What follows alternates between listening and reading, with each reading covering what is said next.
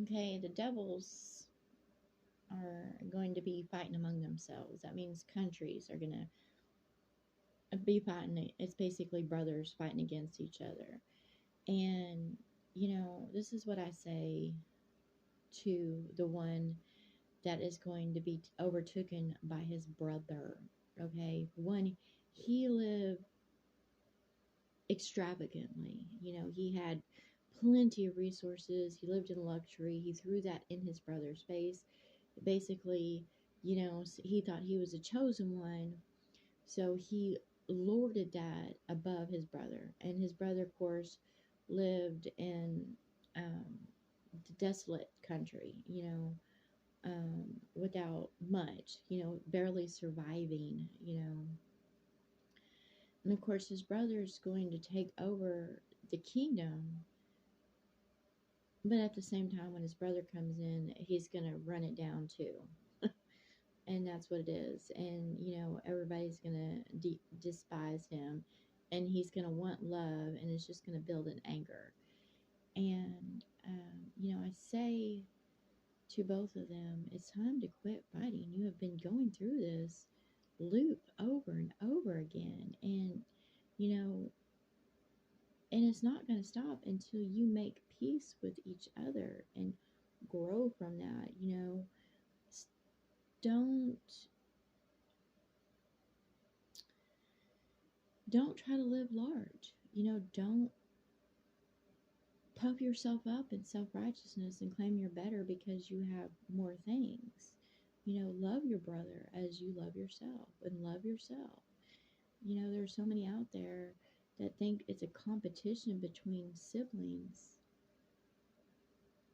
because of, how parents responded to them. And you don't have to, compete or war with your brother, because you'll never have, for one, what he has. You might go in there and take over for a bit, but it'll become a desolate place to be too.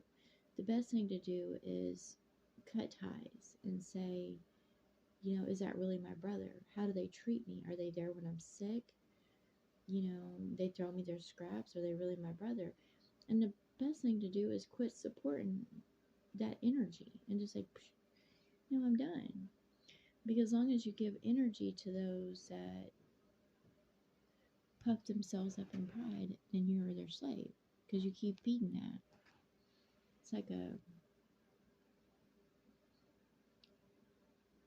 mirror. Walk away from it. No, he's not really your brother.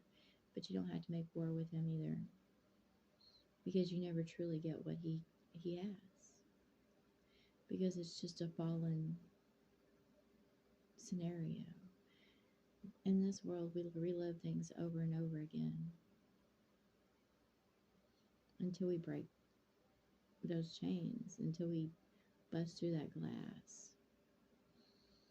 So if you think if your brother is living better than you, then that's just you putting yourself beneath your brother or sister or whatever, and trying to compete for that, and it will never be. It's all about perspective. Go grow in mind, body, heart, spirit. Go grow in soul. Forgive the past. Don't keep on reliving it. But yeah, I see two brothers that relive that over and over again, and it's basically the spirit of Iran and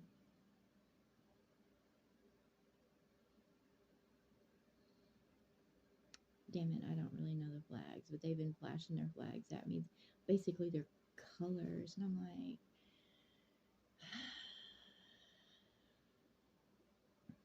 but I'm tired of it. But basically, over there,